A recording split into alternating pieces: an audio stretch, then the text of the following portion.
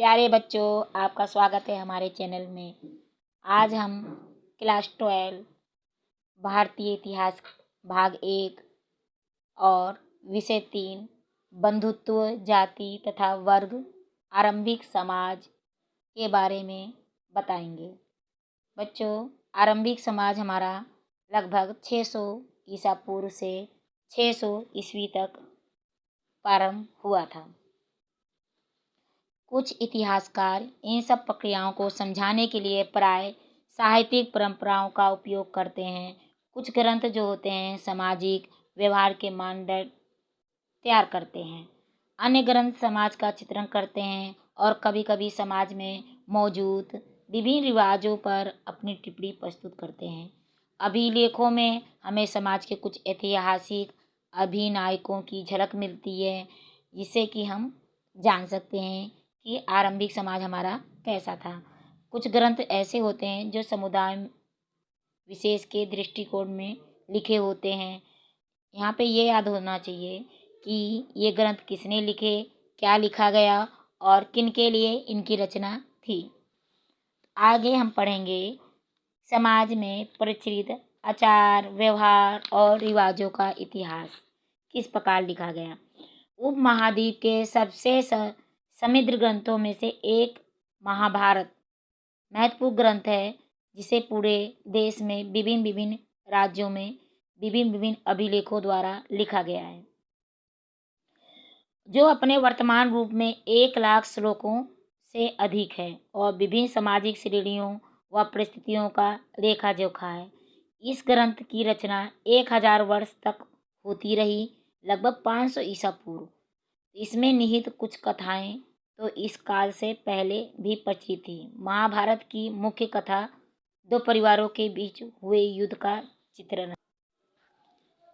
1919 में प्रसिद्ध संस्कृत विद्वान V.S.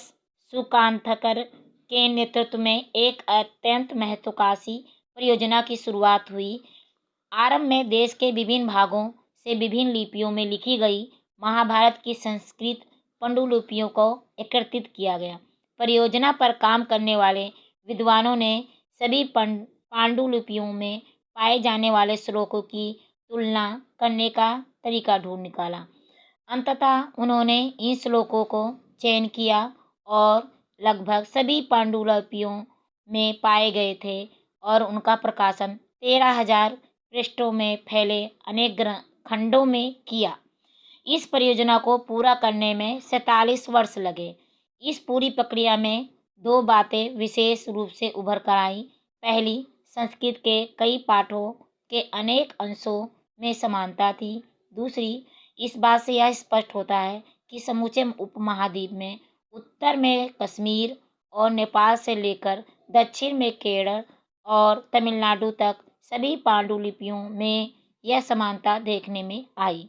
दूसरी बात यह स्पष्ट हुई कि वह यह थी कि कुछ शताब्दियों के दौरान हुए महाभारत के प्रेषक में अनेक प्रभेद भी उभर कर आए और 20वीं शताब्दी में इतिहासकारों ने पहली बार सामाजिक इतिहास के मुद्दों का अनुशीलन करते समय इन ग्रंथों को सतही तौर पर समझा। उनका विश्वास था कि इन ग्रंथों में जो कुछ भी लिखा गया है वास्तव में उसी तरह से उसे व्यवहार में लाया जाता है, किंतु इन आदर्शों को प्रश्नवाचक दृष्टि से भी देखा जाता है और यदा कदा इनकी अवहेलना भी की जाती है। सेकंड पॉइंट है बंधुता एवं विवाह, अनेक नियम और व्यवहार की विभिन्नता। परिवार के बारे में जानकारी सबसे पहले लेते हैं। संस्कृत ग्रंथों में कुल शब्द का प्रयोग परिवार के लिए और जाति का बांधों के बड़े समूह के लिए होता है। पीढ़ी दर पीढ़ी किसी भी कुल के पूर्वज इकट्ठे रूप से एक ही वंश के माने जाते हैं, जैसे कि चाचा ताऊ मामा मौसेला, ये सब खून का रिश्ता है। तो ये अन्य समाज में ऐसा नहीं मानते हैं, लेकिन ये एक ही समाज के माने जाते हैं। पितृवंशिकता का अर्थ है वह वंश परंपरा जो पिता के पुत्र, फिर पौत्र, फिर प्रपौत्र आदि से चलती है। मातृवंशिकता का शब्द का इस्तेमाल हम तब करते हैं जब वंश परंपरा माँ से जुड़ी होती है। अधिकतर राजवंश पितृवंशिकता प्रणाली का अनुसरण करते हैं। कभी पुत्र के ना होने पर एक भाई दूसरे का उत्तराधिकारी हो जाता है, तो कभी बंधु बांधव सिंहासन पर अपना अधिकार जमाते हैं। कुछ विशिष्ट परिस्थितियों में स्त्रियां भी सत्ता का उपभोग करती हैं। पितृवंशिकता के प्रति झुकाव सांसक परिवारों के कोई अनूठी बात नहीं है। लिंग वेद कर्मकांडीय ग्रंथ के मंत्रों में भी यह बात स्पष्ट है। धनी वर्ग के पुरुष और ब्राह्मण भी इसी दृष्टिकोण को रखते हैं। उत्तम पुत्रों का प्रजनन यहाँ ऋग्वेद में एक मंत्र का अंश है जो इस ग्रंथ में लगभग 1000 ईसा पूर्व से जोड़ा गया है। विवाह संस्कार के दौरान यह मंत्र पुरोहित द्वारा पढ़ा जाता है। आज भी अनेक हिंदू विवाह संस्कारों में इसका प्रयोग है। इस मंत्र के संदर्भ में विवाह का वधू और वर के लिए अभिप्राय होता है। 100 जन के मध्य 100 जन किसे कहते हैं? विवाह के नियम क्या है? जहाँ पितृवंश को आगे बढ़ाने के लिए पुत्र महत्वपूर्ण थे, वहाँ इस व्यवस्था में पुत्रियों को अलग तरह से देखा जाता था। सिर्फ पुत्रों को ही में अधिकार दिया जाता था। अपने गोत्र से बाहर उनका विवाह कर देना ही अपेक्षित था। इस प्रथा को बही विवाह पद्धति कहते हैं। इसका तात्पर्य यह था कि ऊंची प्रतिष्ठा वाले परिवार की कम उम्र की कन्याओं और स्त्रियों का जीवन बहुत सावधानी से नियमित किया जाता था, जिससे उचित समय और उचित व्यक्ति से उनका विवाह किया जा सके। इनका प्रभाव यह हुआ कि कन्यादान विवाह में कन्या की भेंट को पिता का महत्वपूर्ण धार्मिक कर्तव्य माना गया। नए नगरों के निर्माण से सामाजिक जीवन अधिक जटिल हो गया। यहाँ तक कि निकट और दूर से आकर लोग मिलते थे और वस्तुओं की खरीद करते थे। विवाह प्रणाली बहुत ही प्रमुख थी। इसमें आदान प्रदान करने का विशेष प्रचलन था।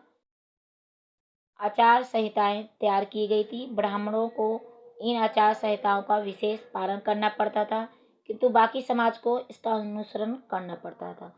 500 ईसा पूर्व से मानदंडों को पता चलता है कि धर्मशास्त्र अनेक संस्कृत ग्रंथों में किया गया था। इसमें महत्वपूर्ण मनुस्मृति थी, जिसका लगभग संकलन 200 ईसा पूर्व से 200 ईस्वी के बीच हुआ था।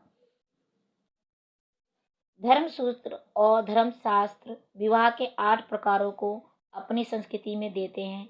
इनमें से पहले 4 उत्तम माने जाते थे और बाकियों को निंदित कर दिया गया था। विवाह पद्धतियां उन लोगों के लिए परिचित थी जो ब्राह्मणीय नियमों को अस्वीकार करते थे। विवाह के 8 प्रकार मनुस्मृतियों से पहली, चौथी, 5वीं और 6ठी विवाह पद्धति का उद्धरण किया जा रहा है। पहली, कन्या का दान। बहुमूल्य वस्त्रों और अलंकारों से विभूषित कर उसे वेदज्ञ को वर को दान दिया जाए, जिसे पिता ने स्वयं आमंत्रित किया हो। चौथी, पिता वर वधु युगल को यह कहकर संबोधित करता है कि तुम साथ मिलकर अपने दायित्वों का पालन करो। 5वीं, वर को वधु को प्राप्ति तब होती है जब वह अपनी क्षमता और इच्छानुसार उसके बांधवों को स्वयं बंधु को यथेष्ट धन प्रदान करता है। 6ठी, स्त्री और पुरुष के बीच अपनी इच्छा से सहयोग, जिसकी उत्पत्ति काम से है। इनमें से प्रत्येक विवाह पद्धति के विषय में हम बताएंगे। जैसे कि हो गया वधु, वर, वधु का पिता, वर का पिता, अन्य लोग, ये सब इसमें शामिल होते हैं। स्त्री का गोत्र एक ब्राह्मणी पद्धति में 1000 ईस्वी में बाद से प्रचलन में गोत्रों को रखा गया है। इसमें से ऋषि के वंशज माने जाते हैं। गोत्रों में 2 नियम थे। विवाह के पश्चात स्त्रियों को पिता के स्थान पर पति के गोत्र का माना जाता था और एक ही गोत्र के सदस्य आपस में विवाह संबंध नहीं रख सकते थे। इस नियम के अनुसार अनुसरण होता है कि जो गोत्र थे वो 7 वाहनों जैसे प्रवर शासकों के वंशज मिलते हैं। इन राजाओं का पश्चिमी भारत और दक्कन के कुछ भागों का शासन था। सातवाहनों के कई अभिलेख प्राप्त हुए हैं, जिसमें से पारिवारिक और वैवाहिक रिश्तों का साचा था। अभिलेखों में सातवाहन राजाओं के नाम कौन कौन से हैं? अभिलेखों में सातवाहन राजाओं के नाम, इनमें से पदवी पर ध्यान देते हैं। इसके पहले पुत्र से अंत होता है, यहाँ तक कि शब्द जिसका अर्थ पुत्र है। गौतमी पुत्र का अर्थ है गौतमी का पुत्र। गौतमी और वशिष्ठी स्त्रीवाची नाम है। गौतम और वशिष्ठी के ये दोनों वैदिक ऋषि थे, जिनके नाम से गोत्र है। राजा गौतमी पुत्र श्री सातकनी, राजा वशिष्ठी पुत्र श्री पुलमुयाई, राजा गौतमी पुत्र स्वामी श्री यनक सातकनी, राजा माधुरी पुत्र स्वामी सक्सेन, राजा हरिति पुत्र छतरपन सातकनी, राजा हरिति पुत्र विनुकद चुतकुरामन सातकमणि, राजा गौतमी पुत्र श्री विजय सातकनी। एक सातवाहन राजा तथा उसकी पत्नी सातवाहन राजाओं की आकृतियां बहुधा उन गुफाओं की भित्तियों पर उत्कीर्ण की जाती हैं, जिन्हें बौद्ध भिक्षुओं को दान दिया जाता था। यह मूर्ति लगभग दूसरी शताब्दी ईसा पूर्व की है।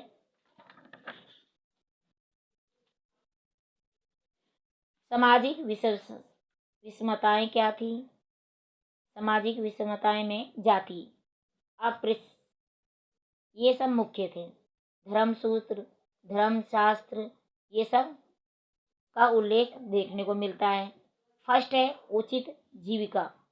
जीविका धर्मसूत्रों और धर्मशास्त्रों के चारों वर्ग आदर्श जीविका के नियम मिलते हैं। ब्राह्मणों का कार्य वेदों की शिक्षा, यज्ञ करना और करवाना, उसका दान, कामदान देना। क्षत्रियों का कार्य युद्ध करना, लोगों को सुरक्षा प्रदान करना, न्याय करना, वेद पढ़ना, यज्ञ करवाना और दान दक्षिणा देना। अंतिम तीन कार्य वैश्यों के लिए भी थे, साथ ही उनके कृषि, गो पालन और व्यापार का काम करना। ये सब शूद्रों के लिए मात्र एक जीविका थी। तीनों उच्च वर्ग की सेवा में थे। मेन वैश्य क्या थे? वैश्य को जंघा थी, उसके पैर से शूद्र की उपस्थिति हुई थी। ब्राह्मण मान्यताओं के हिसाब से मानव पुरुष की बलि का चित्रण करते थे। बच्चों, आदि मानव पुरुष की बलि का चित्रण करता था। जगत के सभी तत्व, जिनमें 4 वर्ण शामिल हैं, इसी पुरुष के शरीर से उपजे थे। ब्राह्मण उसका मुंह था, उसकी भुजाओं से क्षत्रिय उत्पन्न हुए थे। वेश्य जो थी, उसकी जगह थी, उसके पैर से शूद्र की उत्पत्ति हुई थी। ब्राह्मण और शूद्र की उत्पत्ति इस तरह हुई थी। एक ब्राह्मण दोष के पास, जो कुरुवंश के राजकुमारों को धनु विद्या की शिक्षा देते थे, एकलव्य नामक वनवासी निषाद आया। द्रोण ने धर्म समझाते थे, इसे शिष्य के रूप में स्वीकार करने से मना कर दिया। एकलव्य ने वन में लौटकर मिट्टी से द्रोण की प्रतिमा बनाई और अपना गुरु मानकर स्वयं ही तीर चलाने का अभ्यास किया। समय के साथ वह तीर चलाने में सिद्ध हस्त हो गए। एक दिन कुरु राजकुमार अपने कुत्ते के साथ जंगल में शिकार करते हुए एकलव्य के समीप पहुंचे। कुत्ता काले मिर्ग की चमड़ी के वस्त्र में लपेटे निषाद को देखकर भौंकने लगा। क्रोधित होकर एकलव्य ने एक साथ 7 तीर चलाकर उसका मुंह बंद कर दिया। जब वह कुत्ता लौटा तो पांडव तीर अंदाजी का अद्भुत दृश्य देखकर आश्चर्यचकित हो गए। उन्होंने एकलव्य को तलाशा और उसके स्वयं को द्रोण का शिष्य बताया। द्रोण ने अपने प्रिय शिष्य अर्जुन से एक बार यह कहा था कि वह उनके सभी शिष्यों में अद्वितीय तीरंदाज बनेगा। अर्जुन ने द्रोण को उनका यह पण याद दिलाया। द्रोण एकलव्य के पास गए, जिसने उन्हें अपना गुरु मानकर प्रणाम किया। तब द्रोण ने गुरु दक्षिणा के रूप में एकलव्य से उसके दाहिने हाथ का अंगूठा मांग लिया। एकलव्य ने फौरन गुरु को अपना अंगूठा काट के दे दिया। तब एकलव्य तीर चलाने में उतना तेज नहीं रहा। इस तरह द्रोण ने अर्जुन को दिए वचन को निभाया। कोई भी अर्जुन से बेहतर धनुर्धारी नहीं रहा। इस कहानी से पता चलता है कि ब्राह्मण के रूप में द्रोण धर्मसूत्र का अनुसरण कर रहे थे जब वे धनुर्विद्या की शिक्षा दे रहे थे। अक्षत्रिय राजा। शास्त्रों के अनुसार केवल क्षत्रिय राजा हो सकते थे, किंतु अनेक महत्वपूर्ण राजवंशों की उत्पत्ति अन्य वर्णों से भी हुई थी। मौर्य वंश, जिसके द्वारा समाज पर शासन किया गया था, बाद के बौद्ध धर्म में भी, किंतु ब्राह्मण छात्र जो थे निम्न कुल को मानते थे। शुंग और कर्ण जो मौर्यों को उत्तराधिकारी थे, ब्राह्मण थे, राजनीतिक सत्ता का उपभोग करते थे, व्यक्ति को समर्थन करते थे और एक साथ जुटाने में सक्षम रहते थे। शासकों द्वारा, जो कि एशिया से भारत आए ब्राह्मण मलेच्छ, बर्बर, अन्य देशीय मानते थे, किंतु संस्कृत के आरंभ में अभिलेखों से यह पता चलता है कि राजा रुद्रासन लगभग दूसरी शताब्दी ईस्वी से सुदर्शन सरोवर के जीर्णोद्धार का वर्णन किया गया है। उसमें यह देखा गया है कि एक और शक्तिशाली मलेच्छ संस्कृतीय परिपाटी से अवगत थे। सातवाहन कुल के सबसे प्रसिद्ध शासक गौतमी पुत्र श्री सातकर्णी ने स्वयं को अनूठा ब्राह्मण और साथ ही क्षत्रिय के दर्प का हनन करने वाला बताया था। उसने यह भी दावा किया था कि 4 वर्णों के बीच विवाह संबंध होने पर उसने रोक लगाई, किंतु फिर भी रुद्रदामन के परिवार में विवाह संबंध स्थापित किया गया। जाति प्रथा के भीतर आत्मसात होना बहुधा एक जटिल क्रिया थी। सातवाहन स्वयं को ब्राह्मण वर्ण बताते थे, जबकि ब्राह्मणी जो थे वो राजा को क्षत्रिय होना चाहिए था। वे चतुर्वर्णीय व्यवस्था की मर्यादा बनाए रखने के लिए दावा करते थे, किंतु वैवाहिक संबंध स्थापित करते थे। इस वर्ण व्यवस्था से यही बाहर थे और जैसा कि हमने देखा है कि अंतःविवाह पद्धति का पालन करते थे, वह बहिर्विवाह प्रणाली का ब्राह्मणीय ग्रंथों में प्रस्तावित है। बच्चों, इसका अन्य भाग हम दूसरे वीडियो में बताएंगे। अगर वीडियो आपको पसंद आए तो कमेंट करना। धन्यवाद।